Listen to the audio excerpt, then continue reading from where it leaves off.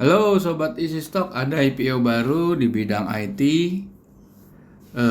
Ticker code-nya TREN. Dia di IT Consulting Services. Ini berdiri tahun 2011. Kalau Anda ingin lebih dalam, silakan cek websitenya. Itu ada tkdn.co.id. Yang dilepas sahamnya 25%. Dan book buildingnya harganya 140 sampai 220. Ada warrantnya juga. Kalau melihat di sini ada nih TKDN-nya. Website silakan cek. Nah ini tujuan kita di sini adalah ingin membuktikan atau ingin menganalisa harga yang ditawarkan. Harga yang ditawarkan tuh tadi ya 140 sampai 220, ya kan? Nah itu harganya itu harga wajar, murah atau mahal. Nah itu yang kita mau pelajari di situ. Nah di situ kita akan lihat harga 140 sama harga 220 gitu ya. Berapa mahal yang di situ. Oke, kita akan menggunakan analisa fundamentalnya Benjamin Graham dari bukunya Security Analysis dan The Intelligent Investor, 2 buku pegangannya Warren Buffett. Ini bukunya untuk menghitung nilai wajar yang listed di bursa dan yang akan listed atau IPO. Aplikasinya sudah ada running di Android mobile. Itu bisa Anda download di Google Play Store. Ini kalau Anda lihat, nah Google Play Store, klik Easy Stock, Anda pelajari, open, akan seperti ini. Kita akan menggunakan menu yang di bawah namanya True Value IPO. Di situ di sini juga akan kita lihat akan dapat akses free of charge 840 saham kalau nggak salah yang sudah listed. Anda bisa membandingkan kayak di sini ANTM ya. Anda bisa membandingkan closing price-nya 1940, nilai wajar tertingginya 1300-an. Jadi harganya udah over value. Oke. Di dalam menganalisa saham yang mau IPO, Anda harus bongkar prospektusnya. Kita akan bongkar prospektus ya. Oke. Teknologi karya digital Nusa. Oke. Ini pertama kali langkah awalnya yang Anda harus lakukan adalah melihat komposisi saham yang beredar sebelum dan sudah IPO. Sebelumnya adalah sahamnya 2,9 miliar, dijual ke publik itu dijual ke publik ini 2,2 miliar, dijual ke publik 750 juta lembar, ekivalen 25,42%, sehingga total saham yang beredar itu 2,9 miliar. Oke, sekarang kita mau lihat, nah ini ada laporan yang belum diaudit ya, tapi kita susah untuk menganalisa. Ini 30 November 2022 ya, Anda lihat di screen. Karena dia nggak detail, kita butuh yang detail yaitu laporan audit. Laporan audit itu ada di bawah. Nah ini laporan audit. Di dalam laporan audit kita akan membongkar periode 2021 yang full year dan periode 2022 yang cuma sampai 31 Juli. Kita anggap ini half year. Oke. Yang kita lihat di sini adalah hanya aktiva lancar, tetapi kita harus keluarkan akun-akun yang tidak terkait sama cash flow. Biaya dibayar di muka, pajak dibayar muka dan uang muka. Itu harus Anda keluarkan, oke? Jadi di sini murni perhitungan hanya dengan analisa fundamental, nggak mungkin dengan analisa lain. Technical nggak membahas orang dia belum listed, oke? Nilai kita bandingkan dengan hutang jangka pendek, jangka panjang. Lantas kita lihat PNL. Di PNL itu kita hanya fokus di laba setelah pajak. Oke. Kemudian kita lihat ada nggak dividen? Ada nih. Dividen tunai 1,5 miliar itu di periode full year 2021. 2022 dia ngeluarin dividen saham. Dividen saham kita tidak perhitungkan di sini. Hanya real yang berupa dana itu akan mengurangi nilai wajarnya nanti. Oke. Nah, perolehan aktivitas tetap di cash flow statement itu adalah capital expenditure. Ini yang sering dilupakan orang. Capital expenditure kita lihat dua periode. Periode 2021 itu 557 juta. Periode half year 2022 itu 204. Tapi ingat nanti perhitungannya yang belum full year itu kita setahunkan. Oke. Sekarang kita mau lihat Capex-nya itu harus ada temennya namanya depresiasi.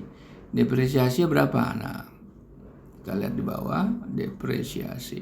Depreciation. Nah, ini ada lagi di sini non-performing loan. Kalau sudah lebih dari 90 hari, ini kita sudah menganggap ini non-performing harus mengurangi net current asset-nya. Oke. Kita lihat aktiva tetap mana? Nah, uang muka.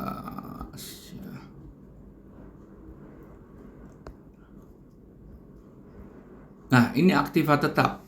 Yang kita cek cuma penambahannya. Penambahannya 204 sama kan? Penyusutannya 130. Full year-nya itu 1,1 miliar ya.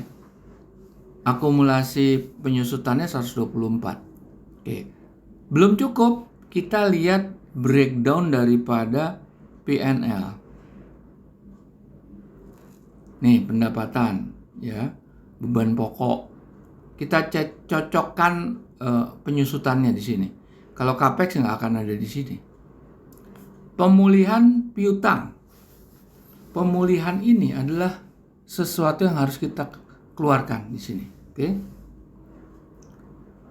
Lantas penyusutan, oke. Beban keuangan. Nih di beban lain-lain ada bagian atas rugi bersih ekuitas asosiasi. Kita keluarkan. Penyisian penurunan nilai piutang kita keluarkan. Oke, kalau dia plus kita keluarkan, kalau dia minus kita pluskan. Jadi semuanya back to square one. Oke. Nah, setelah kita bongkar laporan keuangan, kita akan menghitung dengan cara easy stock.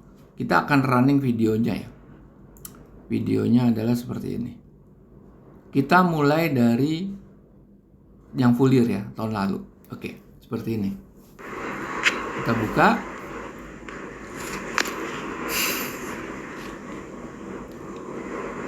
Kita isi data-datanya.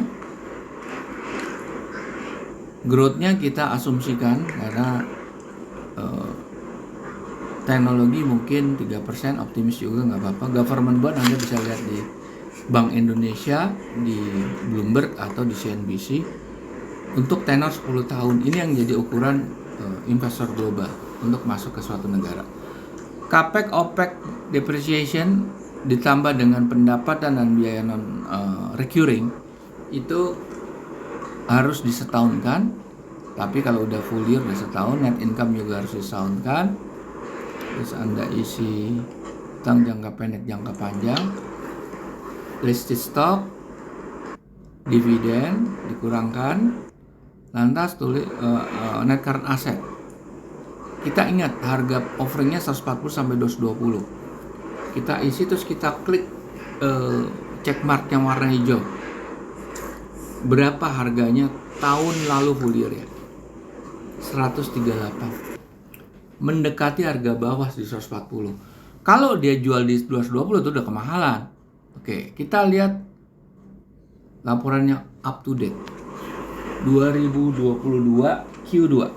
Kita lihat, udah kita isi semua data, kita masukkan data-data, dan ingat ini harus disetahunkan, terutama bagian sisi earning.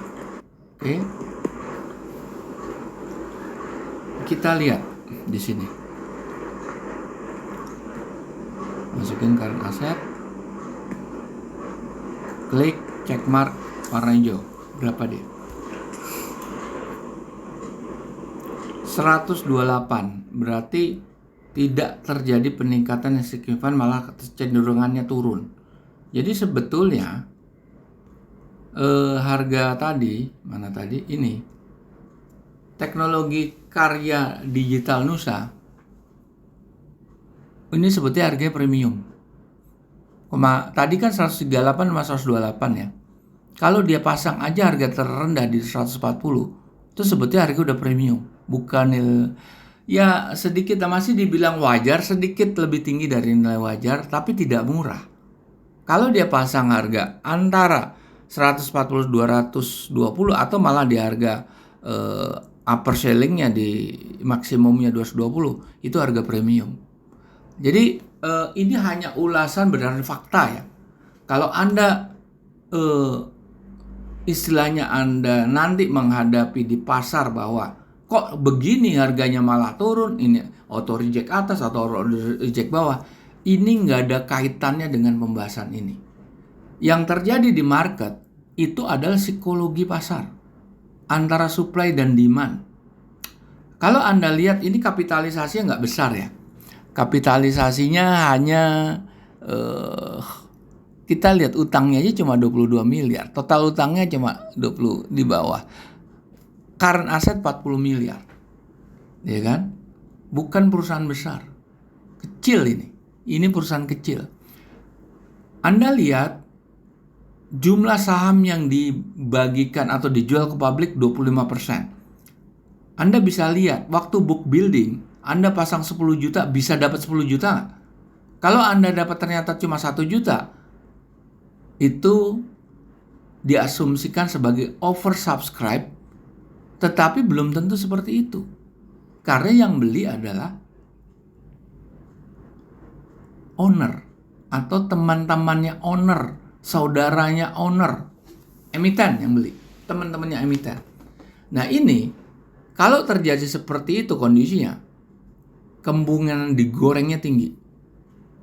Jadi Anda tidak bisa menggunakan analisa ini kalau lihat di situ.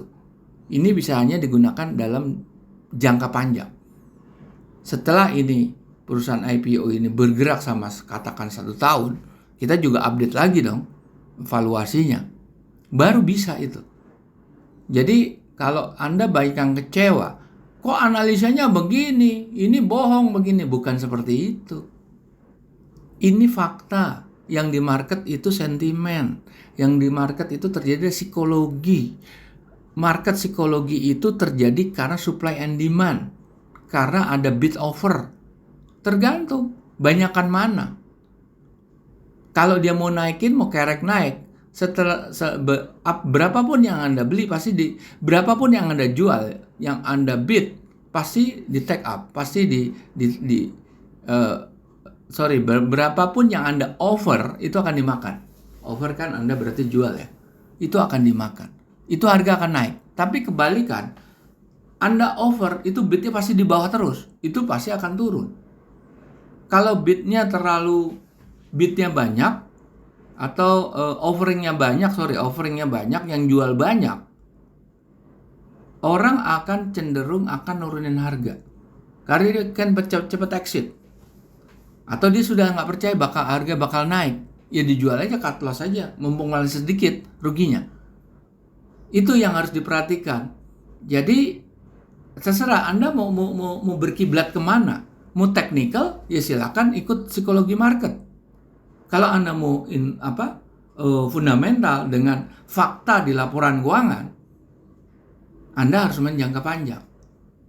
Ingat di situ Lo Keng Hong yang hanya seorang pendidikan SMA yang tadinya klerek tata usaha itu bisa punya uang 3 triliun. Itu luar biasa. Ya tentunya Lockenham berbeda sama Sandi Uno. Sandi Uno sekolah dari SMA, sekolah di Amerika, atau lulus SMA sekolah di Amerika sampai jadi master. Gitu. Dan dia siapa backgroundnya? Bukan seperti Lockenham. Oke? Kita jumpa lagi di lain kesempatan.